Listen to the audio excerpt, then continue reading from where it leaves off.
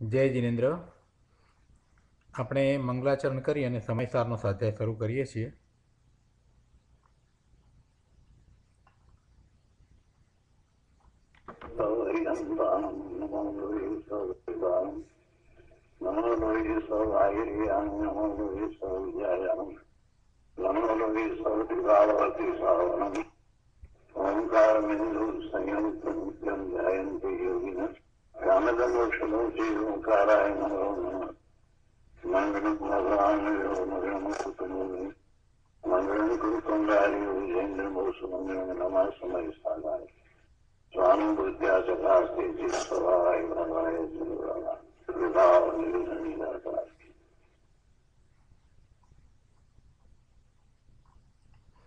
સમયસાર ભગવાન કુંકુંદાચાર્ય રચિત સમયસાર તથા ભગવાન અમૃતચંદ્રાચાર્ય રચિત આત્મખ્યાતિ ટીકા એનો સ્વાધ્યાય આપણે કરી રહ્યા છીએ. એમાં કર્તા કર્મ અધિકારમાં 144 ગાથા પૂરી કરી.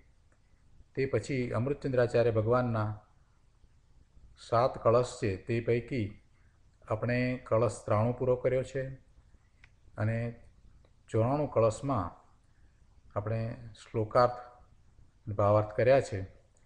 હવે કળશ 94 પર પૂજ્ય ગુરુદેવે જે પ્રવચન આપ્યું છે એના અંશ આપણે પ્રવચન રત્નાકરમાંથી લઈએ. ગુરુદેવના પ્રવચનના અંશ લેતા પહેલાં કળશ 94નું સહેજ પુનરાવર્તન કરીએ. કળશ 94માં એ વાત આવી કે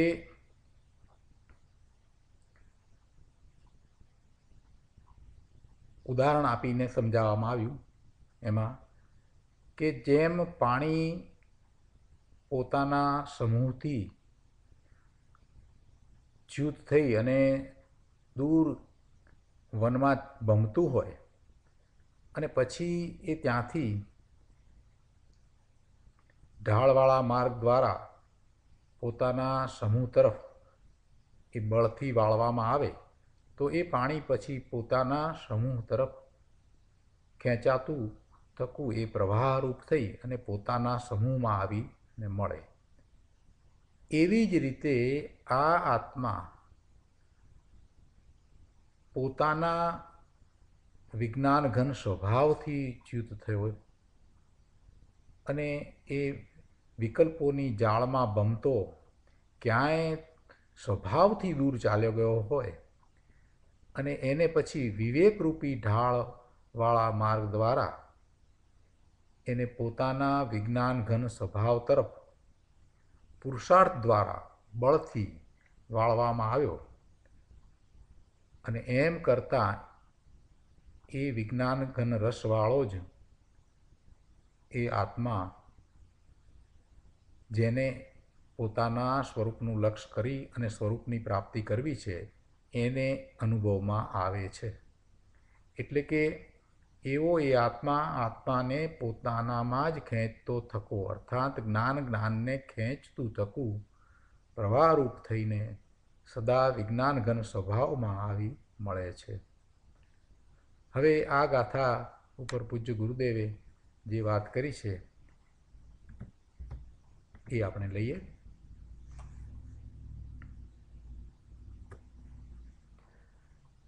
ચોરાણું શ્લોક ઉપર પૂજ્ય ગુરુદેવના પ્રવચનમાંથી આપણે અંશો લઈએ છીએ. પ્રવચન રત્નાકર ભાગ 5, પાના નંબર 368.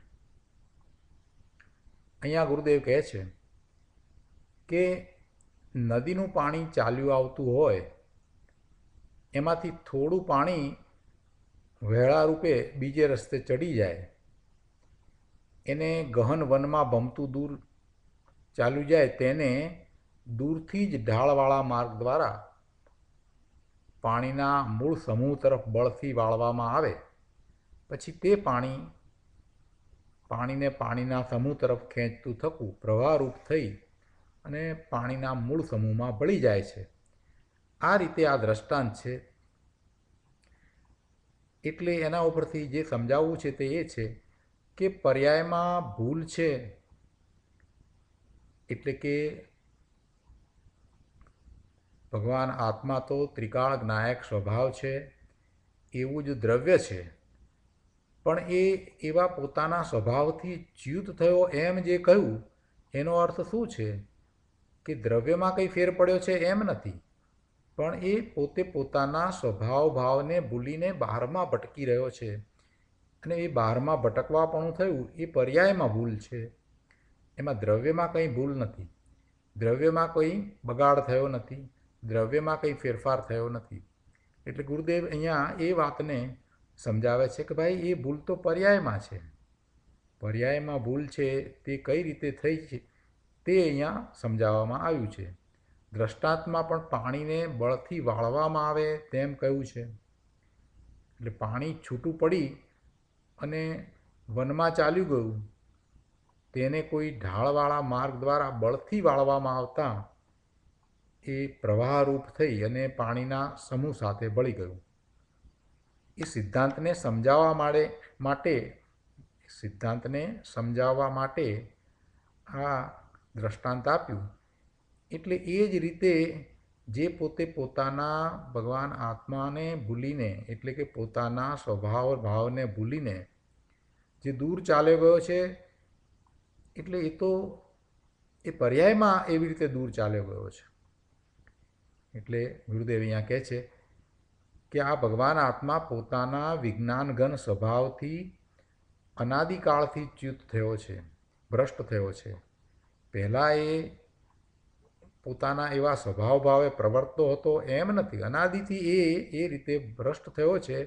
તો એ બધું પર્યાયમાં ચાલ્યું આવે છે. અનાદિથી એવી પર્યાય થઈ રહી છે. જે થઈ રહ્યું છે એ કંઈ પહેલાં એ શુદ્ધ હતો અને પછીથી એ અશુદ્ધ થયો એમ નહીં. એ તો અનાદિથી જ્યારથી જીવ છે ત્યારથી જ એ વિભાવ ભાવે, વિકારી ભાવે પોતાના સ્વભાવ ભાવને છોડીને થયો છે. એટલે જે થયું છે એ તો પર્યાયમાં છે.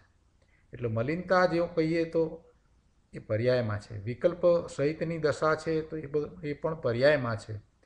એટલે ભગવાન આત્મા પોતાના વિજ્ઞાનઘન સ્વભાવથી અનાદિકાળથી ચ્યુત થયો છે, ભ્રષ્ટ થયો છે. પોતાનો ત્રિકાળ ધ્રુવ પ્રવાહ પડ્યો છે.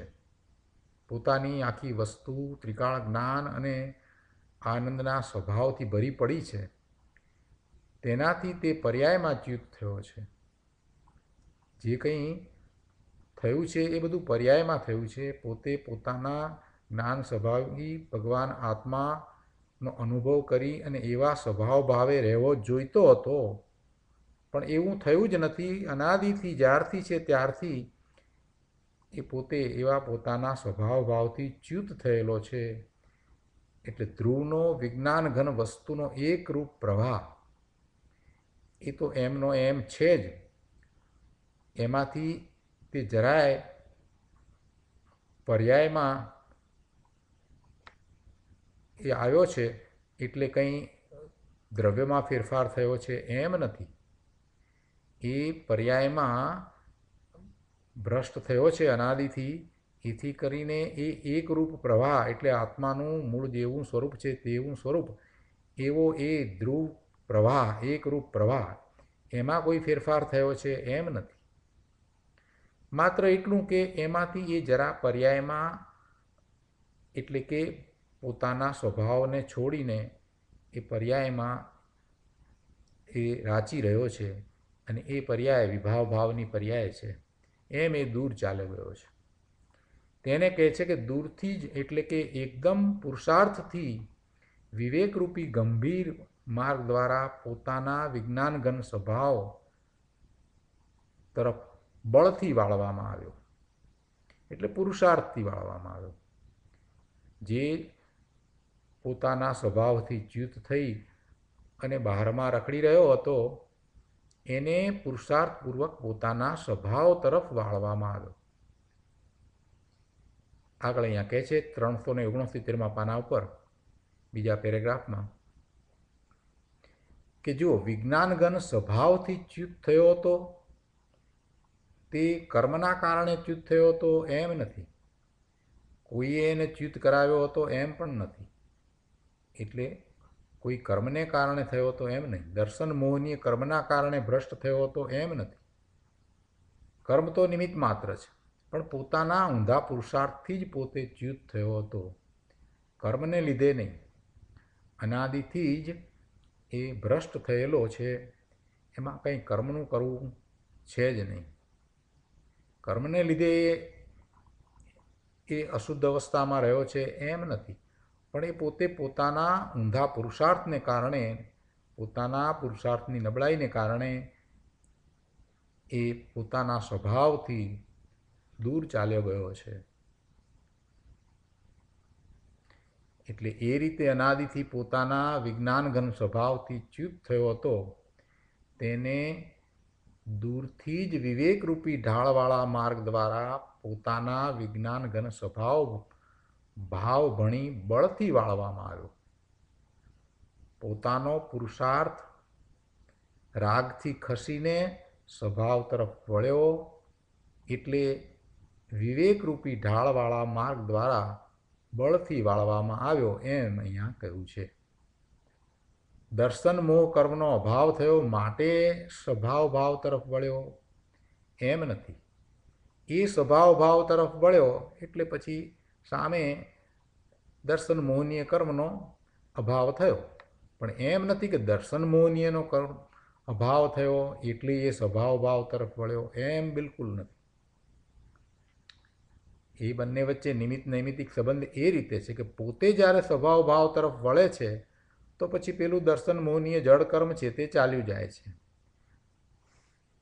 એવો નિમિત્ત નૈમિત્તિક સંબંધ છે. પણ એમ નથી કે દર્શન મોહનીય કર્મ ચાલ્યું જાય તો એ પોતે સ્વભાવ ભાવ તરફ વળે, એમ નથી.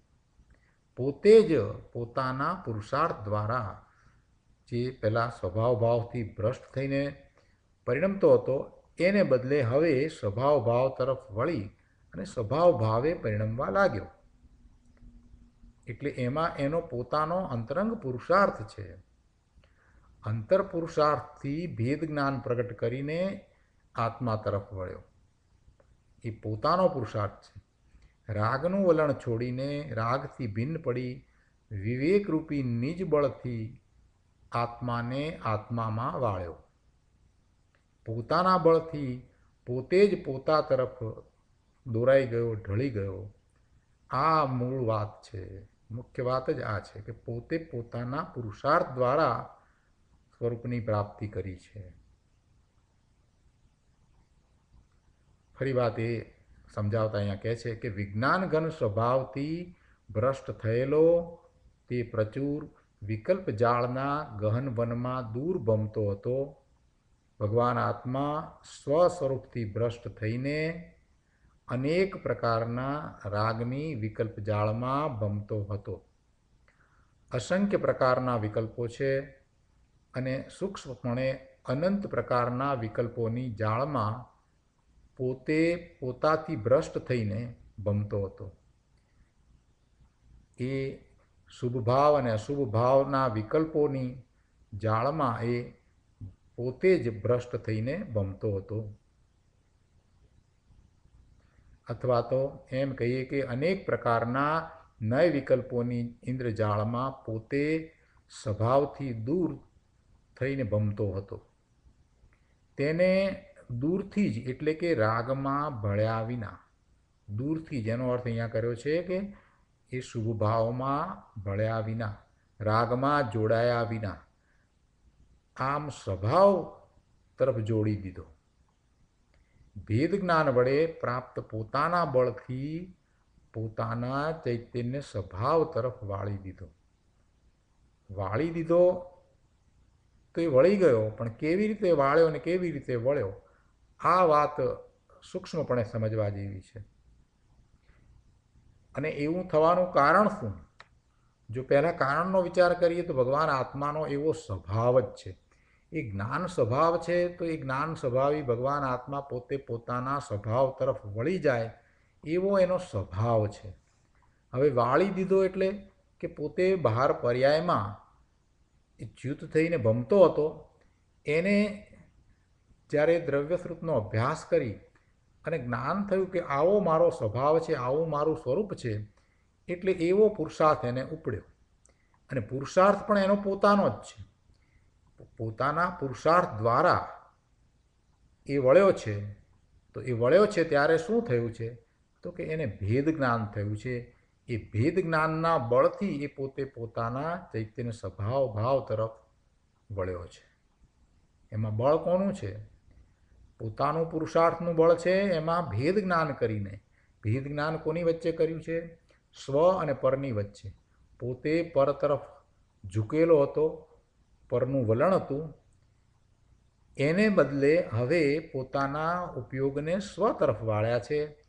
એટલે પરનું વલણ છોડીને હવે એ ચૈતન્ય સ્વભાવ ભાવ તરફ વળ્યો. એટલે સ્વનું વલણ કર્યું છે. એમાં પુરુષાર્થ પણ એનો જ છે. અને એ ભેદ જ્ઞાનના બળ વડે એ સ્વ તરફ વળી ગયો. ભેદ જ્ઞાન કરતો નહીં તો એ વળી શક્યો હોત નહીં. એ ભેદ જ્ઞાન કરત નહીં તો વળત નહીં. ભેદ જ્ઞાન એણે સ્વ અને પર વચ્ચે કર્યું. આ પર તે હું નહીં અને સ્વ તે હું, એવું એને ભેદ જ્ઞાન થયું. અને ભેદ જ્ઞાન થતાં એ સ્વ તરફ વળી ગયો. એ ભેદ જ્ઞાનનો કાળ અને સ્વ તરફ વળવાનો કાળ જે છે તે એક જ છે. પણ વ્યવહારથી વાત કરીએ ત્યારે એમ કહેવામાં આવે કે ભેદ જ્ઞાન વડે અથવા તો ભેદ જ્ઞાન કરી અને પોતે પોતાના સ્વભાવમાં એ લીન થયો. એટલે એક વખત એવું ભેદ જ્ઞાન પ્રગટ કરે છે અને પોતાના સ્વભાવમાં વળી જાય છે. પછી એ ત્યાં લીનતા કરે છે કે સ્થિરતા કરે છે. એટલે એમ કહેવાય કે પ્રથમ એણે ભેદ જ્ઞાન કર્યું.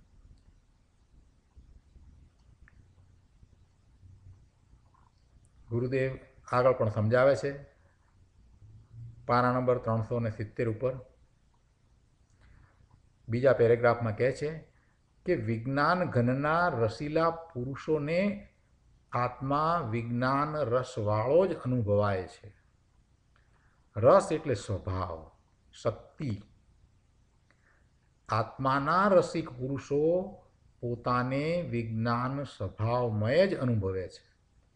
જેને પોતાના સ્વરૂપનો રસ છે, એવો રસ ઉત્પન્ન થયો છે, એવું મહાત્મા આવ્યું છે, પોતાનું સ્વરૂપ સિદ્ધ સમાન છે, એવું જેને સમજાયું છે અને એવું જેને મહાત્મા આવ્યું છે, એનો હવે એને રસ પડ્યો છે.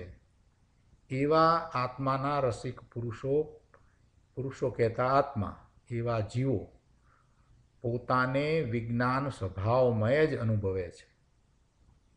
આવો આત્મા ઘણા વિકલ્પોની જાળમાં બમતો હતો. ત્યાંથી છૂટીને સ્વરૂપમાં ઢળતા તે એક વિજ્ઞાન ઘન સ્વભાવમાં આવી મળે છે. ગુરુદેવ કહે છે, ઉપદેશ આપતા કહે છે કે કરવાનું તો ભાઈ આ છે. આ બધી બહારની સંપદા એ તો બધી કંઈ સંપદા નથી, પણ એ તો આપદા છે. આ તો અંદર આનંદની સંપદાથી ભરેલો આનંદ ઘન પ્રભુ આત્મા છે. એનો અનુભવ કરવાની વાત છે.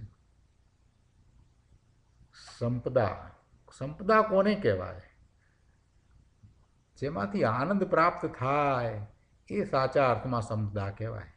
આ બહારની સંપદા છે, આ જે કંઈ બહારમાં મળ્યું છે, ઘર છે, સંપત્તિ છે, કાર છે, આ બધું જે બધું મળ્યું છે એ કંઈ આનંદ પ્રાપ્ત કરાવે એવું નથી. એ તો આકુળતાનું કારણ છે. એ તો બધું વિપત્તિનું કારણ છે. એ તો બધું દુઃખનું કારણ છે. એટલે ગુરુદેવ એને આપદા કહે છે અને સંપદા નથી કહેતા. સંપદા ક્યાં છે? તો અંદરમાં પડી છે. પોતાના સ્વભાવમાં આનંદ છે. ભગવાન આત્મા આનંદથી ભરેલો છે, શાંતિનો સાગર છે. એનો અનુભવ કરવાની વાત છે ભાઈ. અને આ કરવાનું છે એમ ગુરુદેવ કહે છે. આત્માના રસિક પુરુષોને એટલે કે આત્માના રસિક જનોને, જેમને સ્વરૂપનું ભાન જ્ઞાન અને મહાત્મ્ય છે, એને એકલો આનંદ રસમય જ અનુભવાય છે. એ આનંદ રૂપે જ અનુભવાય છે. તે આત્માની અનુભવવાની વાત છે. આત્માનો અનુભવ કેમ થાય એની આ તો વાત ચાલે છે. આવો આત્મા આત્માને આત્મામાં જ ખેંચતો થકો સદા વિજ્ઞાન ઘન સ્વભાવમાં આવી મળે છે. એટલે શું? ગુરુદેવ અહીંયા સમજાવે છે કે આત્માને આત્મામાં જ ખેંચતો એટલે કે પર્યાયને આત્મા તરફ વાળતો એમ સમજવું. જે પર્યાય પરનું લક્ષ કરવાવાળી હતી હવે એ પર્યાય સ્વનું લક્ષ કરે છે એટલે સ્વને જાણે છે. એના જ્ઞાનની પર્યાય પહેલાં પરના લક્ષ્ય હતી, પરને જાણવાવાળી હતી, એ હવે સ્વને જાણે છે. વિકલ્પ જે રાગ હતો તે અનાત્મા હતો. ત્યાંથી ખસીને એટલે વિકલ્પમાંથી ખસીને પર્યાય આત્મા ભણી વળી અને પોતે શુદ્ધ ચૈતન્યપણે પરિણમતો સદા વિજ્ઞાન ઘન સ્વભાવમાં આવી મળે છે. જે નિર્મળ પરિણતિ થઈ તે દ્રવ્યમાં ભળી ગઈ. નિર્વિકલ્પ દશાથી આત્મા તરફ ગયો તેને આત્માને આત્મામાં ખેંચતો એમ કહ્યું છે. નિર્વિકલ્પ દશાથી એટલે બધા સઘળા વિકલ્પોને છોડીને એના જ્ઞાનની પર્યાય સ્વ તરફ ઝૂકી અને એમ કરતાં એ સ્વમાં ભળી. એટલે જે પર્યાય નવી ઉત્પન્ન થઈ તે સ્વને જાણવાવાળી થઈ. નિર્વિકલ્પ દશામાં એ આત્મા તરફ ગયો તેને એમ કહેવામાં આવ્યું કે આત્માને આત્મામાં ખેંચતો. આ તો સમયસાર છે ભાઈ. દ્રવ્યાનુયોગનું કથન બહુ સૂક્ષ્મ અને ગંભીર છે. નિર્મળ પરિણતિ ધ્રુવ પ્રવાહરૂપ આત્મામાં ઠરી ગઈ. નિર્મળ પરિણતિ ધ્રુવ પ્રવાહરૂપ આત્મામાં ઠરી ગઈ. ઉદાહરણ પણ એમ જ લીધું હતું ને કે મૂળ જે પ્રવાહ હતો એમાં એ જે ખસી ગયેલો જે પ્રવાહ હતો એ પાછો આવીને ભળી ગયો. એટલે અહીંયા એમ કહ્યું કે નિર્મળ પરિણતિ ધ્રુવ પ્રવાહરૂપ આત્મામાં ઠરી ગઈ. ધ્રુવ પ્રવાહરૂપ તો અનાદિનો એ છે. દ્રવ્ય જેવું છે એનું પરિણમન જે છે એ જ પ્રકારે છે. એ શુદ્ધ પરિણમન સદાય શુદ્ધ જ રહે છે. એ કારણ પર્યાય છે. એને કારણ પર્યાય કહેવામાં આવે છે. જે બદલાતો નથી એવો એ એકરૂપ પ્રવાહ છે. અને એવો એ એકરૂપ પ્રવાહ સદાયનો રહ્યો છે. પણ એ કોને ખ્યાલમાં આવે? એનું લક્ષ કરે એને ખ્યાલમાં આવે.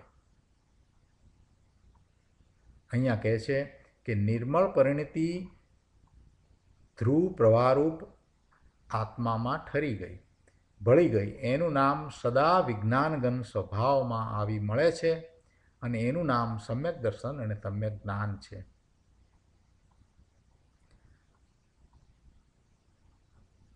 જે છે ને છે એવો સદા વિજ્ઞાનગન સ્વભાવ આત્મા છે.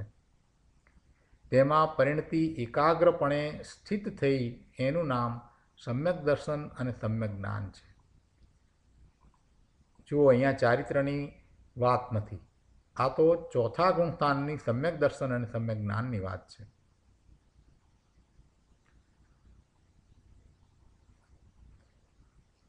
ભાવાર્થ ઉપરના પ્રવચનમાંથી આપણે કેટલાક અંશો લઈએ. પાના નંબર 371 ઉપર અહીંયા ત્રીજા પેરેગ્રાફમાં કહે છે કે અજ્ઞાની સ્વભાવથી બહાર નીકળી મિથ્યાત્વના માર્ગે અનેક વિકલ્પોના વનમાં ભ્રમણ કરી રહ્યો છે. અજ્ઞાનીની કેવી દશા છે કે સ્વભાવથી ચ્યુત થયો છે, સ્વભાવથી બહાર નીકળ્યો એટલે વિભાવ તરફ વળ્યો.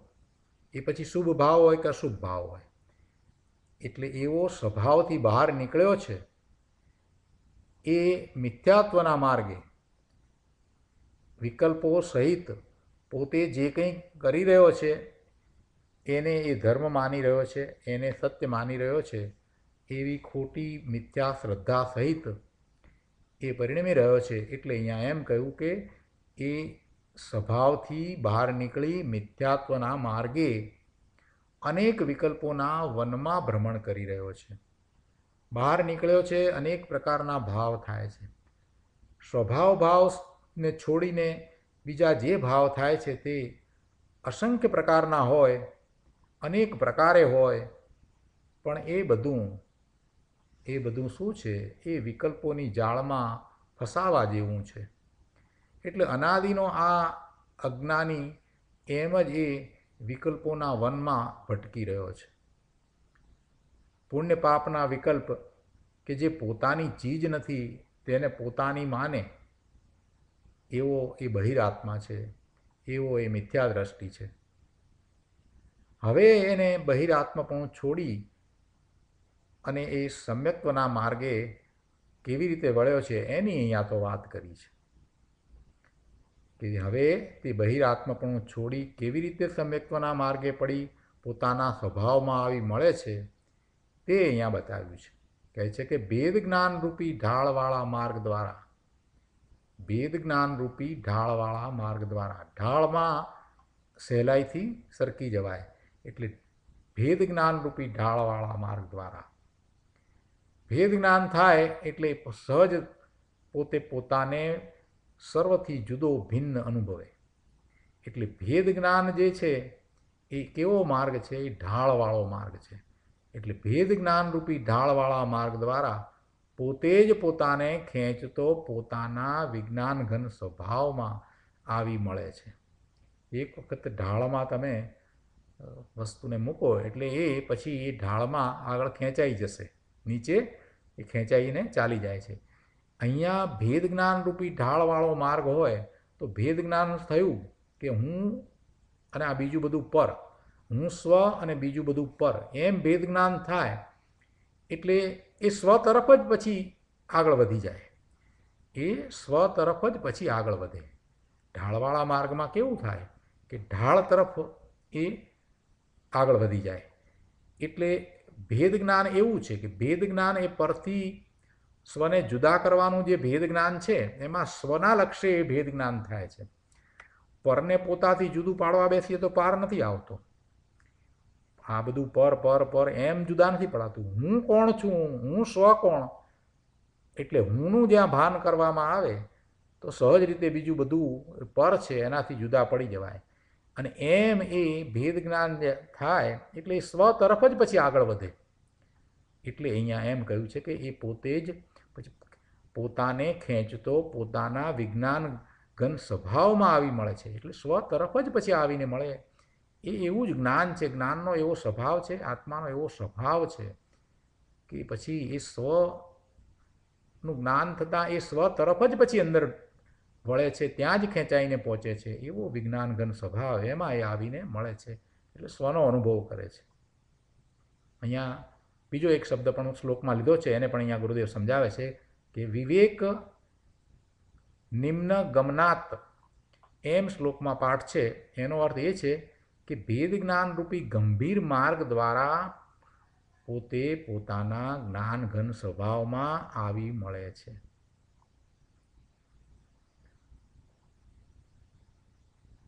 વિજ્ઞાન ઘન સ્વભાવમય આત્મા ચૈતન્ય તત્વ છે.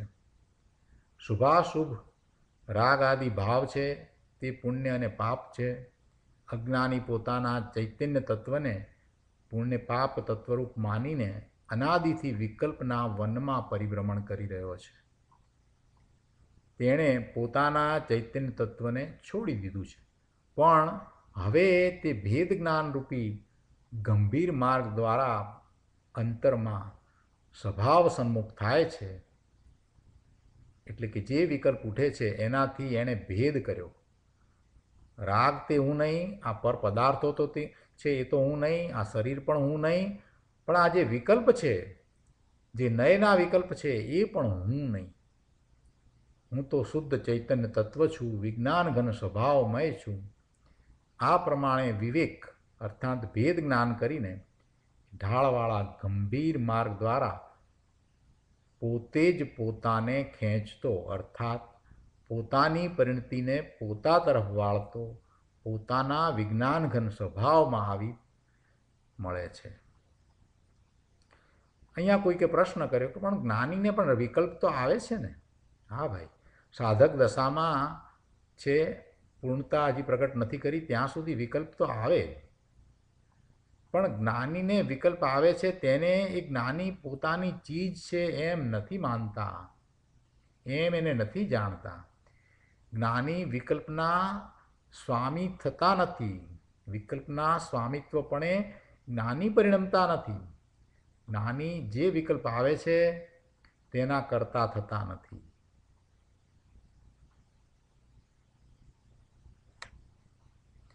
વિતરાગ પરમેશ્વરે મિથ્યા દ્રષ્ટિ અને સમ્યક દ્રષ્ટિના માર્ગ સાવ ભિન્ન કયા છે. શુભાશુભ રાગ છે તે ખરેખર પૂતગલમય પરિણામ છે. તેને પોતાના માની અજ્ઞાની વિકલ્પમાં પરિભ્રમણ કરે છે, જ્યારે જ્ઞાની રાગ અને વિકલ્પથી ભિન્ન પોતાની જ્ઞાન આનંદ સ્વભાવી વસ્તુ છે એમ જાણી સ્વભાવ ભણી ગતિ કરી સ્વભાવમાં જઈને મળે છે. એ રીતે બંનેના માર્ગ જુદા છે.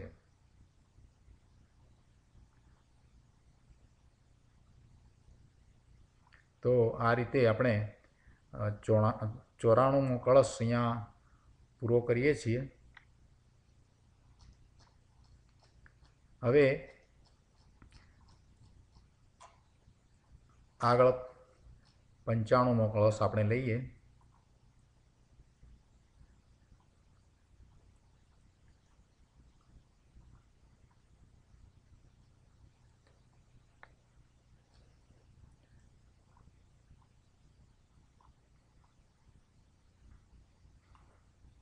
હવે અહીંયા આગળ વાત કરે છે કે કર્તા કર્મ અધિકાર અહીંયા પૂરો થાય છે, એટલે કર્તા કર્મ અધિકારનો ઉપસંહાર કરતા બીજા 5 કળશ રૂપ કાવ્યો કહે છે. તેમાં આ પહેલું કાવ્ય છે અને એમાં કર્તા અને કર્મનું સંક્ષિપ્ત સ્વરૂપ કહે છે. આ 5 કળશરૂપ કાવ્ય કહે છે કર્તા કર્મ અધિકારના ઉપસંહાર તરીકે કહ્યા છે. એટલે એમાં કર્તા કર્મનું સંક્ષિપ્ત સ્વરૂપ કહેવામાં આવ્યું છે. એટલે 95મો કળશ છે ત્યાંથી શરૂ કરીને 95, 96, 97, 98 એ 4માં અને 99મા કળશમાં તો સમગ્ર રીતે પૂર્ણતા પૂરી કરે છે. તો આપણે 95મો કળશ લઈએ. અહીંયા કળશ 95માં કહે છે કે વિકલ્પ પરમ કર્તા વિકલ્પ કર્મ કેવલમ ન જાતું કર્તુ કર્મત્વમ સવિકલ્પસ્ય નશ્યતિ. 95મા કળશનો શ્લોકાર્થ લઈએ. શ્લોકના અર્થમાં અહીંયા કહે છે કે વિકલ્પ પરમ કર્તા વિકલ્પ કેવલમ કર્મ. વિકલ્પ કરનાર જ કેવળ કર્તા છે. વિકલ્પ કરનાર કર્તા છે. વિકલ્પ જ કેવળ કર્મ છે. એટલે વિકલ્પ કેવલ કર્મ. બે જુદી જુદી વાત લીધી. વિકલ્પ કહ પરમ કર્તા. વિકલ્પ કહ કહ્યું એટલે વિકલ્પ કરનાર. પરમ કર્તા એટલે વિકલ્પ કરનાર જ કેવળ કર્તા છે. અને બીજું વિકલ્પ કેવલમ કર્મ. અને વિકલ્પ છે એ માત્ર કર્મ જ છે, કેવળ કર્મ છે. બીજા કોઈ કર્તા કર્મ નથી. કર્તા છે એ વિકલ્પ કરનાર અને કર્મ છે તે વિકલ્પ. વિકલ્પ છે એ કર્મ છે અને વિકલ્પ કરનાર છે તે કર્તા છે. એ સિવાય બીજા કર્તા કર્મ નથી. જે જીવ વિકલ્પ સહિત છે તેનું કર્તા કર્મપણું કદી નાશ પામતું નથી. સવિકલ્પશ કર્તુ કર્મત્વમ જાતું નશ્યતિ ન. જે જીવ વિકલ્પ સહિત છે તેનું કર્તા કર્મપણું કદી નાશ પામતું નથી. કેમ? તો કે વિકલ્પ કરનાર જ કર્તા છે અને વિકલ્પ છે તે કર્મ છે. એટલે એવા વિકલ્પરૂપી કર્મ સહિત જે છે એનું કર્તા કર્મપણું હંમેશા રહે છે. વિકલ્પ છે એ તો કર્મ છે, તો પછી એનો કર્તા કોણ છે? તો કે વિકલ્પ કરનારો. જેને વિકલ્પ થાય છે એ વિકલ્પ કરનારો એનો કર્તા છે, અને વિકલ્પનો કર્તા છે તો પછી એના કર્તા કર્મપણાનો અભાવ ક્યાંથી થાય? એટલે વિકલ્પ જાય તો જ એ વિકલ્પ રહિત થાય, તો જ એ વિકલ્પરૂપી કર્મને છોડે, અને એમ થાય તો એને કર્તા કર્મપણાનો અભાવ થાય. પણ જ્યાં સુધી વિકલ્પ છે ત્યાં સુધી એ કર્તા છે, અને વિકલ્પ જે છે એ એનું કર્મ છે. એટલે જે જીવ વિકલ્પ સહિત છે એનું કર્તા કર્મપણું કદી નાશ પામતું નથી. ફરીથી પહેલાં તો આ વાતને બેસાડવી પડશે કે વિકલ્પ કરનાર જ કેવળ કર્તા છે. શેનો કર્તા? વિકલ્પનો. અહીંયા તો પરના કર્તૃત્વની વાત ચાલે છે, કેમ કે આત્મા તો અકર્તા છે. આત્મા પરના કાર્યો કરનારો નથી, બીજા પદાર્થોના કાર્યો કરે એવો તો નથી, શરીરના કાર્યો કરે એવો પણ નથી. પણ આ જે વિકલ્પ છે ને એ વિકલ્પ પણ એના હોઈ શકે નહીં.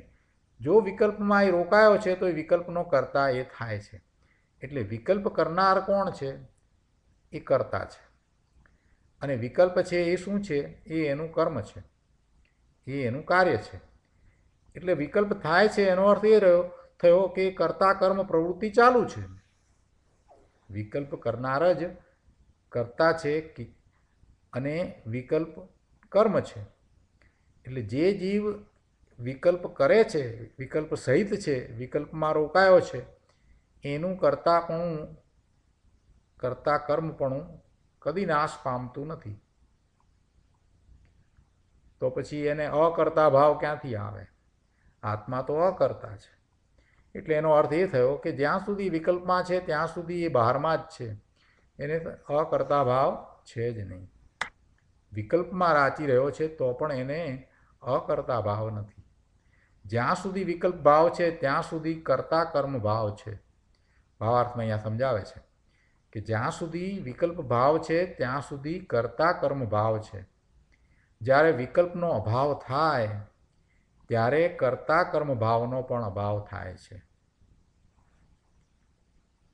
વાત તો આટલી કરી, પણ આ તો બહુ ગહન વાત છે. કર્તા કર્મ અધિકારમાં આ વિશે આપણે ઘણું સમજ્યા છીએ, ઘણું શીખ્યા છીએ, ઘણો અભ્યાસ કર્યો છે કે આ આત્મા શેનો કરતા? આત્મા શેનો કરતા? આત્મા કરતા નથી, પર પદાર્થનો કરતા નથી. પર પદાર્થની પર્યાયને કરવાવાળો એ ભગવાન આત્મા એનો કરતા નથી. પર પદાર્થની પર્યાય થાય છે એ એના પોતાના કારણે થાય છે. એક દ્રવ્ય બીજા દ્રવ્યનું કંઈ કરતું નથી. એક દ્રવ્ય બીજા દ્રવ્યની પર્યાયને કરે નહીં. આ જીવ દ્રવ્ય એ જળની પર્યાયને કરે નહીં. એટલે એમ એ જળના કોઈ કામો કરતો નથી, એટલે એ એનો કરતા થતો નથી. આગળ વધીને એ વાત કરી કે આ શરીર એના કાર્યો પણ જીવ કરતો નથી, એ પણ પૂતગળ દ્રવ્ય એનાથી જુદું છે, એટલે એનો પણ એ કરતા નથી. આગળ વધીને એ પણ વાત કરી કે આ શુભાશુભ ભાવ એનો પણ ભગવાન આત્મા શુદ્ધ ત્રિકાળી નાયક છે, એ એનો કરતા નથી. પણ અજ્ઞાન અવસ્થામાં પર્યાયમાં એને એવું વિભાવ ભાવનું કરતાપણું હોય છે. અજ્ઞાન અવસ્થામાં. અજ્ઞાન અવસ્થા પણ કેવી છે? એ પણ કંઈ શાશ્વત તો નથી. એટલે જે શુદ્ધ આત્મા છે, જે સિદ્ધ સમાન છે, જે ત્રિકાળ શુદ્ધ છે, એ તો કરતા છે જ નહીં. તો કે કરતાપણું ક્યાં આવ્યું? કરતાપણું પર્યાયમાં આવ્યું. વિભાવ ભાવ રૂપે જ્યારે એ પરિણમે છે ત્યારે એ વિભાવ ભાવનો કરતા જીવ થાય છે. પણ એ ક્યાં થયું? એ એના દ્રવ્યમાં નથી. એના દ્રવ્યમાં એવો કોઈ ગુણ નથી કે જેને કારણે એને વિભાવ ભાવ થાય અને એવું કરતાપણું થાય. એ તો ક્ષણિક અવસ્થા છે, એ તો પર્યાયમાં છે. અને એવું પર્યાયમાં વિભાવ ભાવનું કરતાપણું જ્યારે જીવને છે તો એના નિમિત્તે પેલા દ્રવ્ય કર્મ બંધાય છે. એ વાત પણ આપણે શીખી ગયા. પણ એ બધું ક્યાં? એ બધું પર્યાયમાં મૂળ આત્મ દ્રવ્ય એની અંદર એવો કોઈ ગુણ નથી કે જેને કારણે એ વિભાવ ભાવનો પણ કરતા થાય, એટલે કે એને વિભાવ ભાવ પણ થાય, એને વિકલ્પ થાય, એવો કોઈ આત્મામાં ગુણ નથી. સિદ્ધને કંઈ એવા વિકલ્પ થતા નથી કે વિભાવ ભાવ થતા નથી, એને કોઈ વિકારી ભાવ થતા જ નથી. એટલે આત્માને પરનું કરતાપણું તો છે નહીં, પણ વિભાવ ભાવનું પણ કરતાપણું નથી. ભગવાન આત્મા તો અકર્તા છે. આ માટે કૃપાળુ દેવે બહુ સરસ રીતે ટૂંકમાં સમજાવ્યું છે કે આત્મા કરતા છે એમ કહ્યું તો કઈ રીતે કરતા છે? તો કે શુદ્ધ નિશ્ચય નહીંથી જો જોઈએ તો આત્મા પોતે પોતાના સ્વભાવ ભાવનો કરતા છે, એટલે કે એ પોતે પોતાના સ્વભાવ ભાવમાં રહે એ એવું કરતાપણું. કેવું કરતાપણું? કે પોતે પોતાના સ્વભાવ ભાવમાં રહે એવું કરતાપણું, એટલે પોતે પોતાના સ્વભાવ ભાવનો કરતા. હવે એમાં તો એને શું કરવાનું રહ્યું? પોતે પોતાનો સ્વભાવ છે એવા સ્વભાવ ભાવે પરિણમી જવું, એમાં ક્યાં કરવાપણું છે? એટલે શાસ્ત્રની વાત જે અકર્તા ભાવની વાત કરી છે એ ત્યાં એ રીતે આવી જાય છે. પછી કૃપાળુદેવે બીજું શું કહ્યું? કે અજ્ઞાન અવસ્થામાં એ રાગ દ્વેષનો કરતા છે. અજ્ઞાન અવસ્થામાં આત્મા રાગ દ્વેષનો કરતા થાય છે. અને ત્રીજું શું કહ્યું? કે ઉપચારથી એ ઘર નગર આદિનો કરતા છે. હવે એ તો માત્ર ઉપચાર કરવામાં આવ્યો કે આ ઘર મકાન મેં બનાવ્યું, એનો કરતા એ બનાવનાર હું છું, એ તો ઉપચારથી કથન છે. કેમ કે એ બંને દ્રવ્ય જ જુદા છે. ઘર ઘરમાં છે અને આત્મા આત્મામાં છે. એ બંને વચ્ચે એવો કર્તા કર્મપણાનો સંબંધ થઈ શકે એમ જ નથી. કેમ કે એ બંને વચ્ચે વ્યાપક ભાવ નથી, એ બંને વચ્ચે તન્મયતા નથી, એટલે એ તો શક્ય જ નથી. પણ છતાંય ઉપચારથી એમ કહેવામાં આવે. એટલે એ ત્રણેય વસ્તુ અને કૃપાળુ દેવે એ રીતે સમજાવી છે. તો આ જે શ્લોક છે એના સંબંધી કર્તા કર્મ અધિકારમાં આપણે ઘણું શીખ્યા છીએ. એનું બધું જ પુનરાવર્તન આપણને પૂજ્ય ગુરુદેવના પ્રવચનમાંથી મળી રહે છે. એટલે આપણે પૂજ્ય ગુરુદેવે આ 95માં કળશ ઉપર આપેલ પ્રવચનના અંશો આવતી વખતે આપણે લઈશું, અને એ ફરીથી આપણે લઈશું, સારી રીતે લઈશું, જેથી કરી અને કર્તા કર્મ અધિકારમાં આપણે જે શીખ્યા છીએ એ બરાબર સારી રીતે અંદરમાં ઉતરી જાય, સમજાઈ જાય અને આપણે આત્મસાત કરી લઈએ. આજે હવે આપણે પ્રશ્ન કે પ્રતિભાવ નથી લેતા. આજે શુક્રવાર છે એટલે ભક્તિ કરીશું. કલ્પનાબેન ભક્તિ મૂકશે.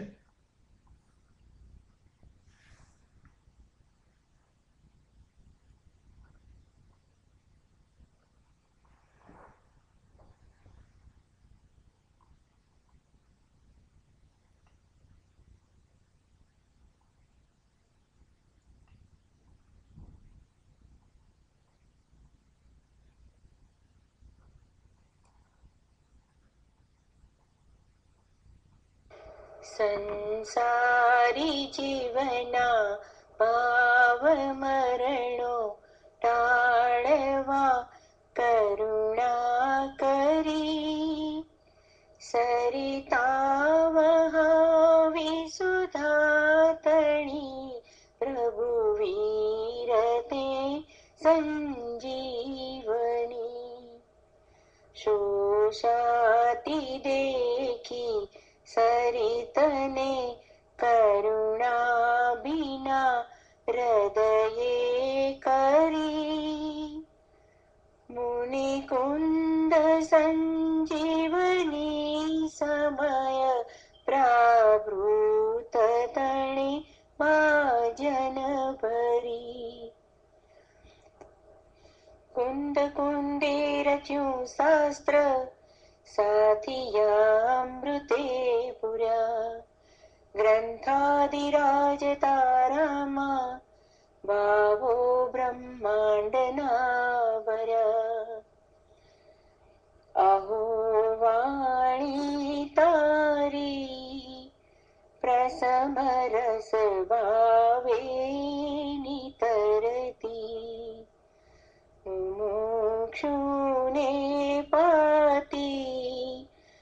અમૃત રસ અંજલિ ભરી ભરી અનાદિની મૂર્છા વિષતણી ત્વરાથી ઉતરતી વિભાવેથી થંભી સ્વરૂપ ભણી દોડે પરિણતી